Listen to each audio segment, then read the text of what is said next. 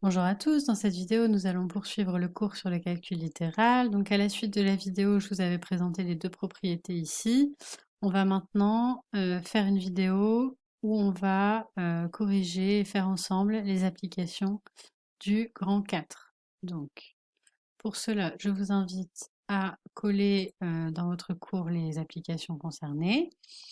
Et on va les faire ensemble, les voir ensemble. Si vous le souhaitez, vous pouvez essayer de les faire seuls d'abord. En tout cas, ici, on va corriger. Donc, l'application 3, programme de calcul. Donc, je rappelle que vous collez cette partie dans votre cours et que vous complétez les éléments. Donc, ici, on a un programme de calcul.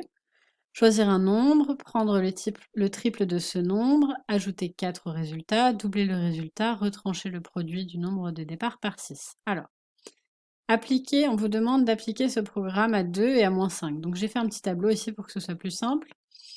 Donc, on va d'abord faire avec 2. Donc, on nous dit choisir un nombre. Donc, ok, on choisit 2.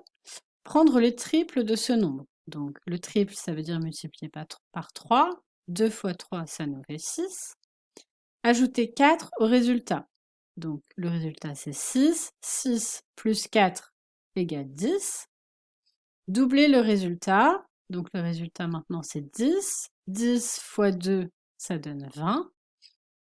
Et alors ici, attention, retrancher le produit du nombre de départ par 6. Alors, ça veut dire quoi le produit du nombre de départ par 6? Eh bien, c'est la multiplication entre le nombre de départ et 6. Donc, le nombre de départ, c'est 2 fois 6. Et on nous dit retrancher le produit, donc moins alors, j'ai mis le produit entre parenthèses. Je ne suis pas obligée puisque c'est un signe ici multiplié, mais c'est pour vous montrer que dans la parenthèse, on a le produit et qu'on retranche bien le produit du nombre de départ par 6. Donc, 2 fois 6, 12. 20 moins 12, ça donne 8. Et donc, on arrive ici au chiffre 8. On va maintenant faire le programme avec le chiffre -5. Donc, on choisit un nombre, c'est-à-dire on choisit -5. On prend le triple de ce nombre. -5 fois 3, ça fait -15. 3 fois 5, 15. J'ai qu'une seule fois le signe moins, je le recopie.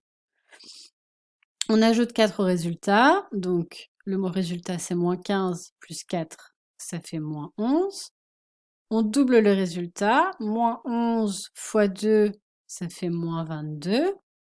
Et on retranche le produit du nombre de départ par 6. Donc, je rappelle que ici, le produit du nombre de départ par 6, il est dans la parenthèse, donc c'est -5 fois 6. -5 fois 6, ça fait -30.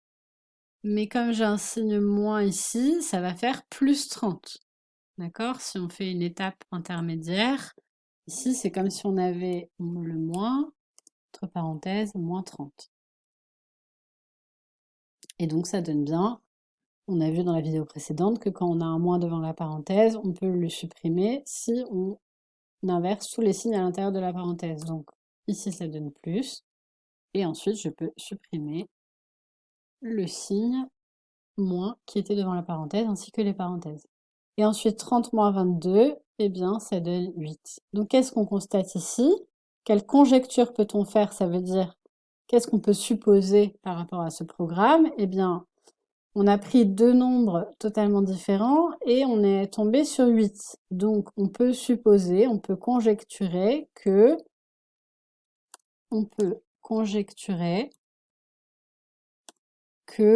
le programme donne toujours 8. Démontrer cette conjecture. Alors, qu'est-ce qu'on va faire? Comment on va procéder pour démontrer que quel que soit le nombre qu'on prend au départ, on tombe sur 8? Eh bien, on va prendre un nombre de départ qui n'est pas un chiffre, mais qui est une lettre. Comme ça, on pourra vérifier que quel que soit le nombre n, donc on prend n comme nombre de départ, n représente une variable, mais on ne connaît pas cette variable. Donc, qu'est-ce que ça nous donne? Alors, on choisit un nombre, c'est-à-dire on choisit n. on prend le triple de ce nombre. Donc, on le multiplie par 3. Ça nous donne 3n. Ensuite, on ajoute 4. Donc, OK, on ajoute 4. Et on double les résultats. Donc, c'est-à-dire que tout ce qu'on a fait jusqu'à maintenant, on doit le doubler. Donc, comment on fait ça? Eh bien, on met le tout entre parenthèses et on fait x 2. Et ensuite, on va retrancher. Donc, retrancher, ça veut dire moins. Le produit du nombre de départ par 6. Je vous rappelle que le produit du nombre de départ par 6, c'est n, puisque c'est le nombre de départ, fois 6. Ok, on va essayer de calculer ça. Donc, ici, on a un chiffre qui multiplie une somme entre parenthèses. Donc, je vous rappelle qu'on va ici distribuer la multiplication. Donc, ça va nous donner 2 fois 3n plus, donc je distribue, 2 fois 3n, plus 2 fois 4. 2 fois 4. Ok, le moins, on le recopie. Et ici, on a n fois 6, ce qui nous donne 6n. Ça, c'est égal à quoi? Eh bien, on va enlever les signes multipliés qui nous embêtent. Donc, 2 fois 3n, ça nous donne 6n. 2 fois 3, 6. Et ici, c'est comme s'il y avait un signe fois. Donc, 2 fois 3, 6 fois n, 6n. Plus 2 fois 4, 8. Donc, plus 8. Moins 6n, je recopie, moins 6n. Eh bien ici, qu'est-ce qu'on voit? On peut en fait supprimer les 6n puisqu'on a 6n moins 6n. Donc les deux s'annulent, donc il nous reste 8. Donc on voit bien que, en fait, quel que soit le nombre qu'on va prendre au départ, quand on applique le programme, on tombe sur un résultat qui ne dépend pas du nombre de départ, qui est égal à 8. Et puis ici, il n'y a plus d'histoire de n. Donc en fait, le nombre de départ, il n'est plus, dans le résultat. Et donc, le résultat, on dit que le résultat ne dépend pas du nombre de départ. Alors, on va faire l'application 4. Donc ici, on vous demandait d'exprimer en fonction de x, le périmètre. Donc le périmètre de la figure de ABCD, eh bien, je rappelle que c'est le parcours, entre guillemets, qu'on va faire quand on fait le tour de la figure. Donc ici, moi je l'ai écrit tout à la suite, donc je suis partie de A. Si je parcours la distance AB, eh bien elle est égale à 2x plus 3, donc ça fait 2x plus 3, plus la distance BC, x moins 3, x moins 3, plus la distance CD qui est égale ici à AB, donc 2x plus 3, plus 2x plus 3, et DA, x moins 3, puisque les deux distances ici sont égales. Donc ça donne le périmètre de ABCD, et ensuite on va venir travailler avec les termes de même nature. Alors on va d'abord s'occuper des x, donc là j'en ai 2, 3, 4, 5, 6. 6x. Et ensuite les termes sans le x, donc 3, moins 3 ça fait 0, plus 3, moins 3 ça fait 0. Donc en fait, on a 6x tout seul. Ça c'est le périmètre en fonction de x sous la forme la plus simplifiée possible. On va faire l'application 5, qui est à nouvelle fois un programme de calcul. Donc, on choisit un nombre, ajouter 1 au nombre de départ, soustraire 1 au nombre de départ, multiplier les deux résultats précédents, ajouter 1 au résultat. Alors attention, cette application 5, elle fait appel à ce qu'on appelle la double distributivité, qui est quelque chose qu'on n'a pas vu dans le cours, mais si vous êtes attentif, normalement, vous devriez comprendre, c'est pas très compliqué.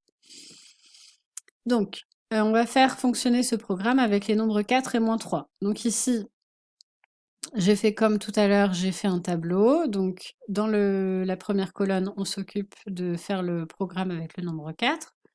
Donc, on en choisit un nombre, c'est 4. On ajoute 1 au nombre de départ. Donc, 4 plus 1, ça fait 5. On soustrait 1 au nombre de départ. 4 moins 1, ça fait 3.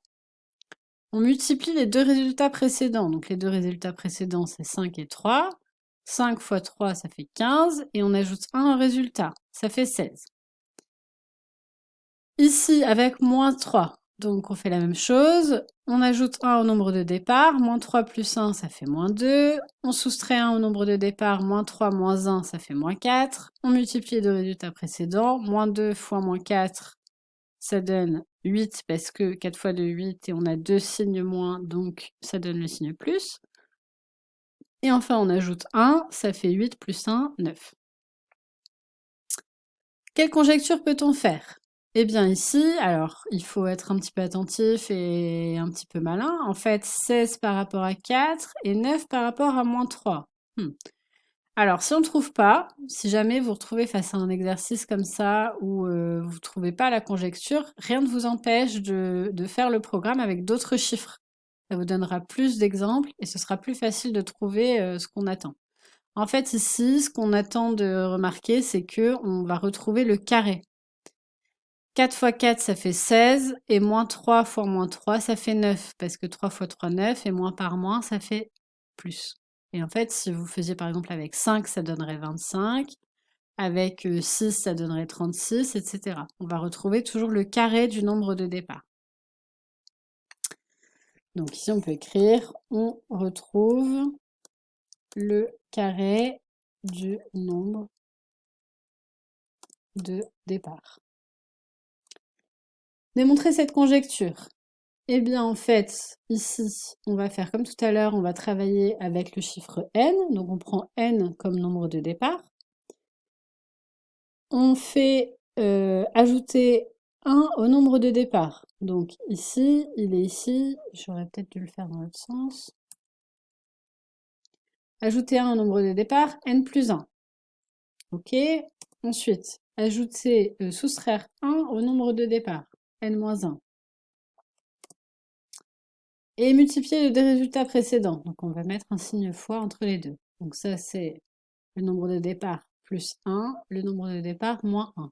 Et ensuite on va venir ajouter 1 au résultat. Donc on ajoute 1 sur la ligne de calcul.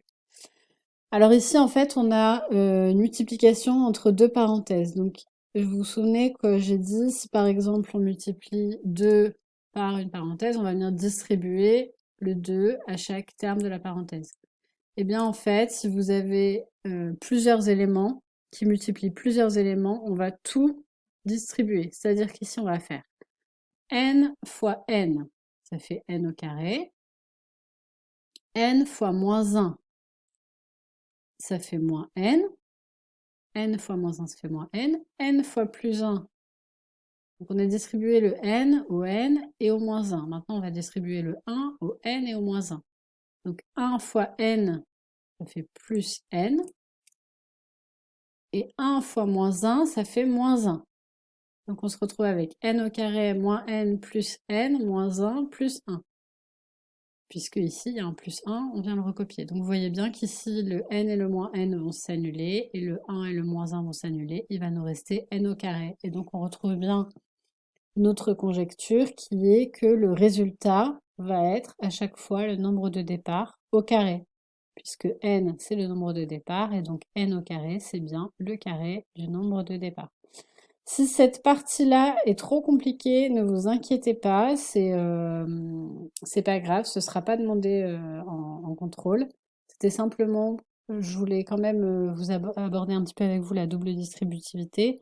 Pour ceux qui ont compris, c'est très bien. Pour ceux qui n'ont pas compris, vous aurez encore l'année prochaine pour aborder cet